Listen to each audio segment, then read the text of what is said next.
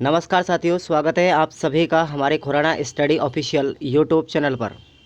दोस्तों, आज आपके लिए फिर से रेगुलर स्टार्ट की जा रही है। चिंता मत कीजिएगा, मैं किसी काम से बाहर चला गया था, इस वजह से ये क्लास 8-10 दिन के लिए मिस हो गई थी भाई। आप लोगों से मैं बहुत बहुत क्षमा चाहता हूँ इस चीज़ के लिए कि आप लोगों को इतना दुख प्रकट हुआ। लेकिन चलिए हम फिर से स्टार्ट कर देते हैं। यूनिट नंबर 4 पर आते हैं हम, फर्स्ट ईयर की। पहला पेपर है बच्चे और बचपन। तो केवल आपको यहाँ पर वो इम्पोर्टेंट क्वेश्चंस बताए जा रहे हैं यहाँ पर, लेकिन मैं इस वीडियो के अंतर्गत पूरी सीरीज़ पढ़ा रहा हूँ भाई। क्या पढ़ा रहा हूँ? पूरी सीरीज़, ताकि आप लोग भी इस वीडियो के माध्यम से रेगुलर तरीके से आप लोग 30 मिनट भी पढ़ेंगे तो आपका सीरीज़ तो एक बार रिवीजन हो ही जाएगा। मेरा यही टारगेट है और कोई टारगेट नहीं है। ठीक है साथियों, चलिए अब हम बढ़ते हैं पहले प्रश्न की तरफ।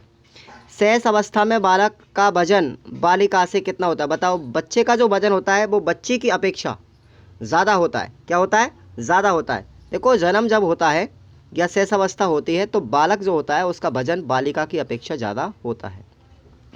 अब बताओ आप लोग कि नवजात शिशु की हड्डियों की संख्या कितनी होती है? नवजात शिशु में हड्डियों की संख्या होती है साथियों 206, जबकि वयस्क व्यक्ति में 206 होती हैं और नवजात शिशु में होती है साथियों 270। कितनी होती है? 270। अब देखिएगा, शारीरिक विकास का अर्थ क्या है? इंपॉर्टेंट क्वेश्चन है। शारीरिक विकास का अर्थ है भाई कि हमारा मानसिक रूप से विकास, शारीरिक अंगों का विकास, अंगों की कार्य क्षमता का विकास, ग्रंथियों का विकास, यानी कह सकते हैं हम कि इन सभी का विकास जो है, यानी मानसिक, शारीरिक और चिंतन विकास, सबका जो है सांविक विकास, वो सब क्या है? विकास ही होता है। लेकिन बात की जा रही केवल शारीरिक विकास की। तो शारीरिक विकास में अंगों का विकास आएगा, अंगों की कार्य क्षमता का विकास आएगा और अंदर की ग्रंथियों का विकास भी आएगा। दैट इज उपरोक्त सभी। आगे बढ़ते हैं अगले क्वेश्चन पर। शारीरिक विकास को प्रभावित करने वाला कारक नहीं है। बताओ। भौतिक वातावरण करता है प्रभावित, ठीक है ना। भोजन भी हमको प्रभावित करता है, वंशक्रम भी प्रभावित करता है। लेकिन साथियों वस्त्र, बताओ, वस्त्र पहनने से हमारे शरीर की वृद्धि रुक जाती है क्या? नहीं रुकती। तो इसका आंसर क्या हो जाएगा? वस्त्र हो जाएगा, क्योंकि यह शारीरिक विकास को प्रभावित नहीं करता है। बताओ वृद्धि कैसी होती है भाई? वृद्धि तो ऊपर की ओर होती है ना। बताओ वृद्धि कैसी होती है? नीचे से ऊपर की ओर होती है। ठीक है, इसका मतलब वृद्धि जो है भैया, बच्चा पहले छोटा सा होता है, उसके बाद धीरे धीरे बढ़ने लगता है ना, तो ये हो गई वृद्धि। लेकिन विकास कैसा होता है? विकास होता है साथियों ऊपर से नीचे की ओर। ये अंतर समझ लेना आप लोग। आगे बात करते हैं। जन्म के समय बालक की स्मरण शक्ति कैसी होती है? कम होती है। बहुत कम तो नहीं होती, लेकिन कैसी होती है? कम होती है। अब बात करते हैं अगला। विकास एक प्रक्रिया है भाई। विकास तो मैंने आपको पहले बता दिया था, एक सतत प्रक्रिया है, एक कंटिन्यूअस प्रोसेस है, एक निरंतर प्रक्रिया है। बाल्यावस्था में मस्तिष्क का विकास हो जाता है। बच्चे का 90% विकास तो बच्चे का बचपन में ही हो जाता है। अब बताओ, शेष अवस्था में बालक ना तो सामाजिक होता है और ना ही क्या होता है? असामाजिक होता है। समझ में आ रहा है? शेष अवस्था में बच्चा कुछ जानता ही नहीं है। और ये परिभाषा किसकी बताई थी भाई? किलपैट्रिक की। किसकी है? किलपैट्रिक की परिभाषा है। बच्चा ना तो सामाजिक होता है ना असामाजिक होता है। ये किलपैट्रिक की परिभाषा है। आगे बात करते हैं। 1 वर्ष की आयु तक बालक की लंबाई कितनी हो जाती है? 27 इंच हो जाती है। समझ में आया? वृद्धि और विकास क्या है भाई? वृद्धि और विकास एक दूसरे के कॉम्प्लीमेंट्री हैं। क्या है? पूरक हैं भाई। समझ में आया? आगे चलते हैं अगले क्वेश्चन पर। अगला क्वेश्चन है, बाल्यावस्था की प्रमुख विशेषता नहीं है अंतर्मुखी व्यक्तित्व। क्या आंसर आएगा? अंतर्मुखी व्यक्तित्व। देखो, बाल्यावस्था की विशेषताओं में शामिल क्या है? बाल्यावस्था में जिज्ञासा प्रवृत्ति तेज होती है, अनुकरण की प्रवृत्ति तेज होती है और संचय यानी संग्रह की प्रवृत्ति भी पाई जाती है। बच्चे खिलौनों को इकट्ठा करना शुरू कर देता है ना, तो बाल्यावस्था की विशेषता है। लेकिन अंतर्मुखी व्यक्तित्व, बताओ, ये विशेषता नहीं है। ये किसकी विशेषता है भाई? ये किशोर अवस्था की है। जबकि बहिर्मुखी व्यक्तित्व की बात करें, बहिर्मुखी व्यक्तित्व होता है साथियों, समझ में आया, किसका? बाल्यावस्था में। जिस आयु में बालक की मानसिक योग्यता का विकास पूर्ण रूप से हो जाता है वह कौन सी होती है? 14 वर्ष की उम्र में। समझ में आया? किशोर अवस्था के बाद में बालक में हड्डियों की संख्या कितनी होती है? 206 होती है, किशोर अवस्था या युवावस्था। जबकि नवजात शिशु की कितनी होती है? 270 होती है। नवजात शिशु की 270। आगे बढ़ते हैं। बालक का शारीरिक, मानसिक व सामाजिक व संवेगात्मक विकास किस अवस्था में पूर्ण रूप हो जाता है? तो वो है साथियों किशोर अवस्था में। बताओ उत्तर बाल्यकाल का समय क्या है? उत्तर बाल्यकाल का समय कब है? 6 वर्ष से लेकर के 12 वर्ष के मध्य में। सामान्य बुद्धि बालक प्राय किस अवस्था में बोलना सीख जाते हैं? तो 11 महीने की अवस्था में बच्चे को बोलना आ जाता है। 11 महीने में लगभग 2 शब्द वो बोलने लग जाता है। जन्म के समय नवजात जो शिशु होता है साथियों, उसका वजन कितना होता है? 8 पौंड के आसपास। कितना होता है? 8 पौंड। अब देखिएगा, अगला क्वेश्चन है हमारा, लड़कियों में बाह्य परिवर्तन किस अवस्था में होने लगते हैं? देखो, जैसे आवाज़ का पतली होना है ना, जननांगों का विकास होना, ये सब किस में होता है? किशोर अवस्था के अंदर होता है। निम्नांकित अवस्था में प्राय बालकों का आकर्षण समलिंगी के प्रति होता है। समलिंगी के प्रति बात की जा रही है, तो किस अवस्था में होगा? किशोर अवस्था में होता है। आगे चलते हैं। 7 वर्ष की आयु तक पहुंचते पहुंचते एक सामान्य बालक का शब्द भंडार कितना हो जाता है? 6000 शब्द बोलने लग जाता है 7 वर्ष तक। बालकों के विकास की किस अवस्था को सबसे कठिन काल के रूप में माना है? याद रखना, किशोर अवस्था को सबसे कठिनतम काल कहा है। किसने कहा है? किलपैट्रिक ने कहा है। देखो, किलपैट्रिक का बच्चों में बहुत बड़ा योगदान रहा। सबसे अच्छा अध्ययन क्या था? किलपैट्रिक महोदय ने। आगे बढ़ते हैं। देखिए, गामक विकास की प्रक्रिया संचालित होती है। बताओ, विकास किधर से किधर होगा? सरल से जटिल की ओर होगा। बच्चा पहले सरल चीज़ों को करना सीखेगा, उसके बाद कठिनतम चीज़ों को करना सीख जाएगा। अगला क्वेश्चन है, गामक विकास सर्वाधिक महत्वपूर्ण है परिपक्वता के रूप में। परिपक्वता जैसे जैसे बढ़ती है, गामक विकास तेज गति से होने लगता है। अगला क्वेश्चन है आपका, सभी शारीरिक क्रियाओं के संचालन को निर्देशित कौन सी ग्रंथि करती है? भाई इंपॉर्टेंट क्वेश्चन है। कौन सी ग्रंथि करती है? पीयूष ग्रंथि करती है। और साथियों, ये हमारे मस्तिष्क में एक मटर के दाने के समान होती है। मटर का दाना होता है ना, उसके बराबर होती है, और इसलिए इसको मास्टर ग्रंथि भी कहते हैं। क्या बोलते हैं इसको? मास्टर ग्रंथि भी कहते हैं, क्योंकि हमारे शरीर की जितनी भी ग्रंथि है उन सभी का कंट्रोल करती है। समझ में आया? प्रोटीन की कमी से कौन सा रोग होता है? क्वाशियोर रोग होता है। कौन सा होता है? क्वाशियोर रोग होता है प्रोटीन की कमी के कारण। याद रखना। अब देखो, जितनी भी हमारी विटामिन है, प्रोटीन है, प्रोटीन की कमी से तो क्वाशियोर हो गया। अब विटामिनों की कमी से होने वाले रोग अब आपको आगे पढ़ा रहे हैं। चलिए, अब अगला क्वेश्चन से भाई हमारा देखेंगे, परिपक्वता से क्या आशय है? परिपक्वता वह प्रक्रिया है जिसके द्वारा जीव की अंतर्निहित संभाव्य क्षमताएं कार्यात्मक तत्परता की अवस्था में पहुंच जाती है, यानी उसको बोलते हैं परिपक्वता। गामक कौशलों के कौन कौन से प्रकार होते हैं? भाई, गामक कौशल 2 प्रकार के होते हैं। एक तो होता है स्थूल गामक विकास, और दूसरा होता है सूक्ष्म गामक कौशल विकास। समझ में आया? अगला क्वेश्चन देखिए। अगला क्वेश्चन है, बालक पर वातावरण का प्रभाव कैसे पड़ता है? स्पष्ट करना है। तो देखो, बालक के विकास पर वंशानुक्रम के साथ साथ वातावरण का भी प्रभाव बहुत पड़ता है। वातावरण में शुद्ध हवा, जल, सामाजिक वातावरण, आस पड़ोस के बालक, विद्यालय में पढ़ने वाले बालक आदि सभी आते हैं। ये सभी अच्छे होने पर बालक का विकास अच्छा होता है, और वातावरण दूषित होने पर बालक का विकास रुक जाता है। समझ में आया? वृद्धि और विकास के कौन कौन से पहलू हैं? भाई बताओ जल्दी से, वृद्धि और विकास के कौन कौन से पहलू हैं? एक तो है हमारा शारीरिक विकास, दूसरा सामूहिक विकास, बौद्धिक विकास, सामाजिक विकास, नैतिक विकास, चारित्रिक विकास, गति या गामिक विकास, और भाषा का विकास। ये सभी अगर विकास होते हैं व्यक्ति के या बच्चे के, तो वृद्धि और विकास अपने आप ही होने लगता है। अभिवृद्धि के 2 सिद्धांत आपको बताने हैं, याद रखना। पहला है कि विकास प्रक्रिया की गति समान प्रतिमान में होती है। ठीक है, यानी सभी बच्चों का विकास समान रूप से होता है। दूसरा है साधारण से विशिष्ट की ओर होता है विकास, और विकास कैसा होता है? निरंतर होता है। ये विकास की विशेषता है। अगला क्वेश्चन देखेंगे आप लोग,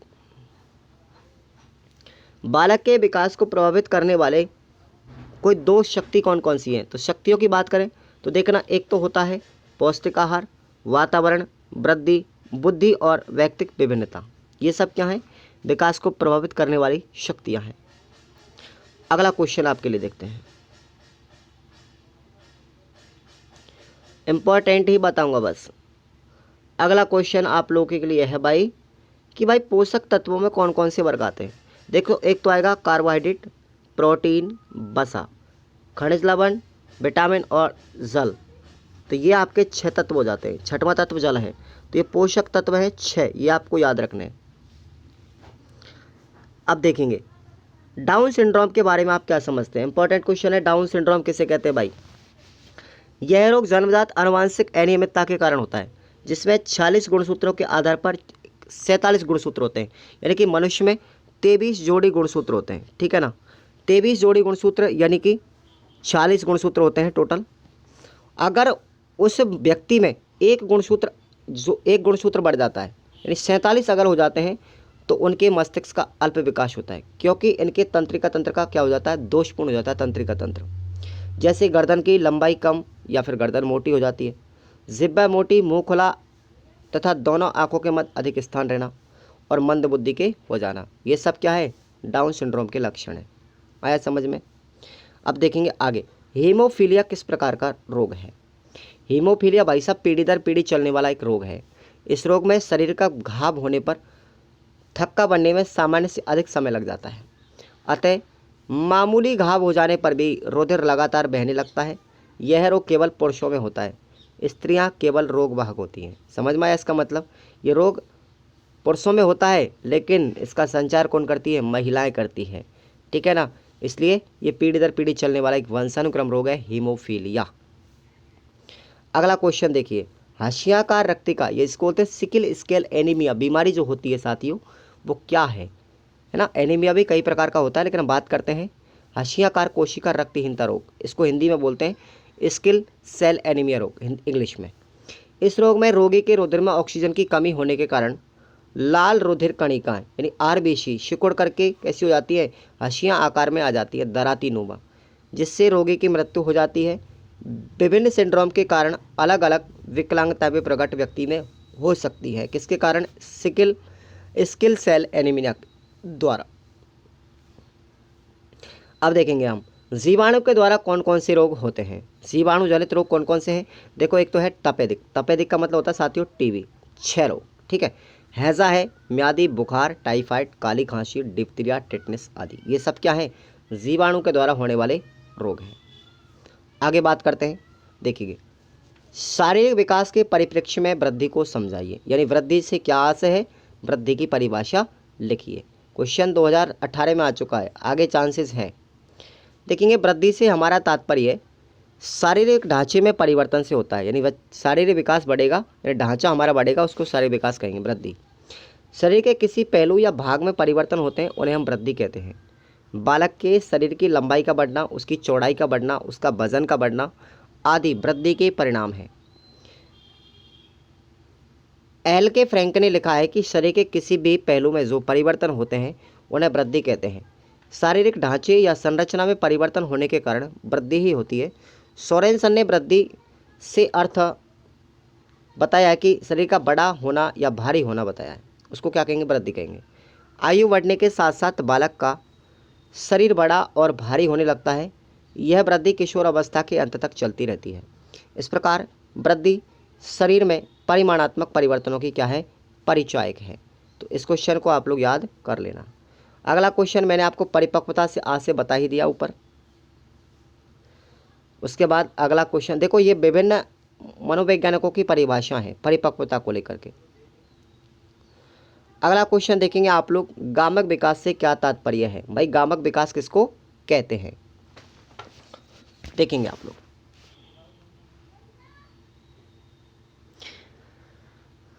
शरीर की विभिन्न मांसपेशियों को नियंत्रण करने की क्षमता जिस विकास के द्वारा होती है उसे हम गामक विकास कहते हैं। जैसे जन्म से पहले गर्भावस्था के 3 माह में शिशु की भुजाएं, पांव माता के गर्भ में ही गति करना शुरू कर देते हैं। फिर जन्म के बाद कुछ सप्ताहों तक गामक विकास अत्यंत तीव्र गति से होता है, परंतु स्नायु तंत्र के अपरिपक्व होने से उसकी गामक गतिविधियाँ कैसी हो जाती है, असमन्वित व यादृच्छिक हो जाती हैं।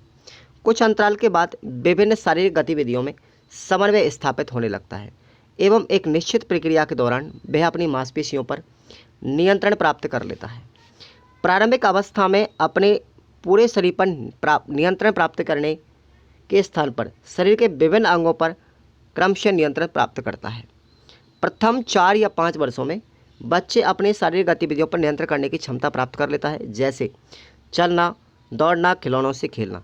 5 वर्ष की आयु के बाद शारीरिक गतिविधियों में समन्वय स्थापित करने की क्षमता विकसित हो जाती है, जैसे फेंकना, पकड़ना, लिखना, उपकरणों का प्रयोग आदि।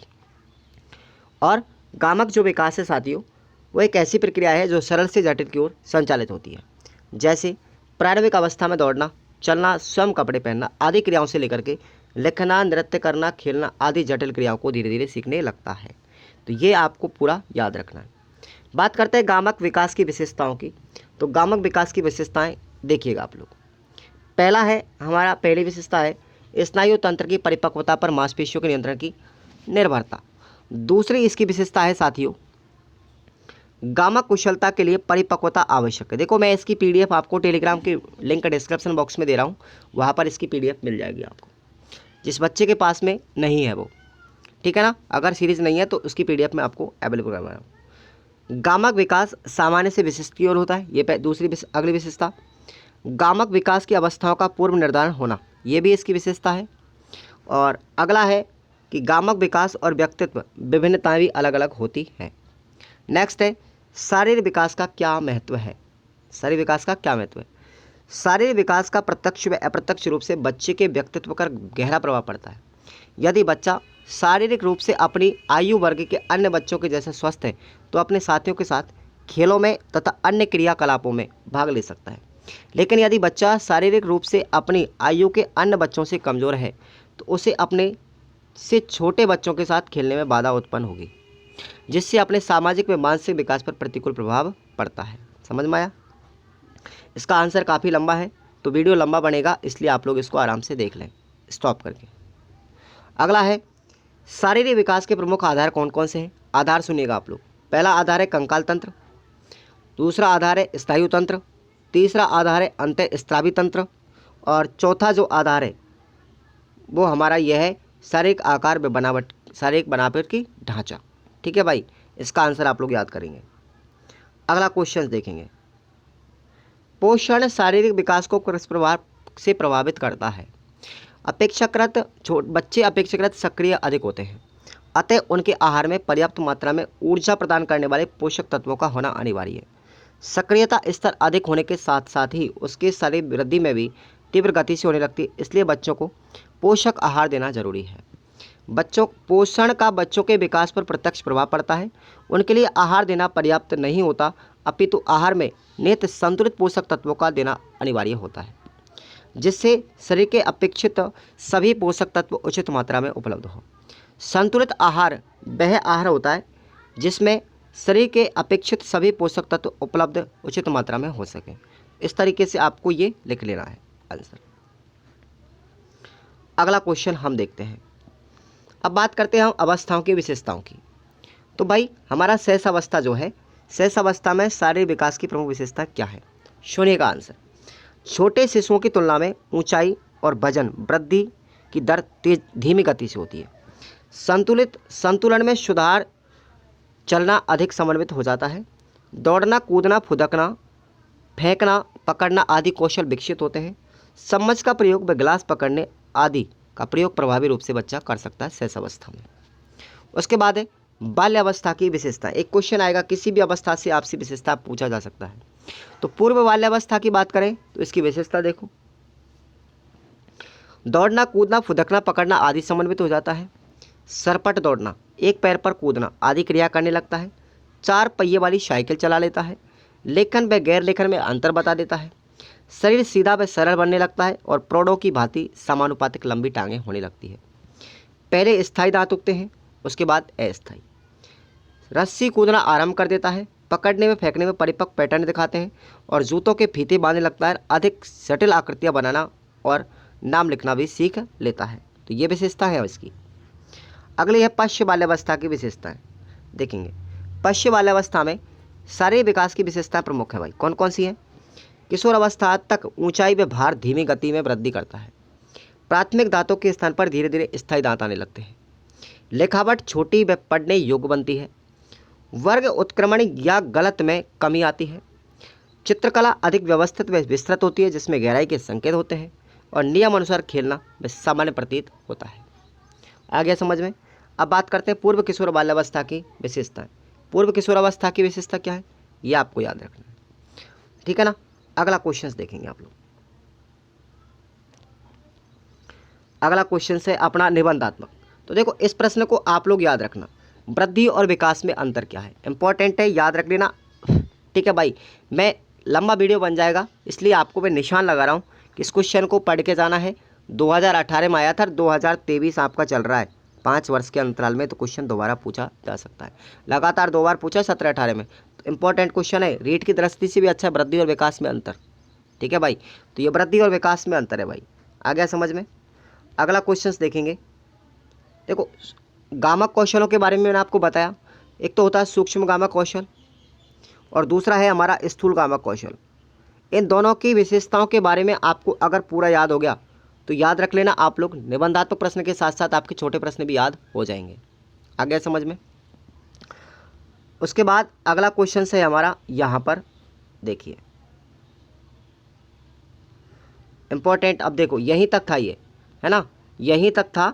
तो ये क्वेश्चन आपको पढ़ के जाने हैं अपनी इस PDF से।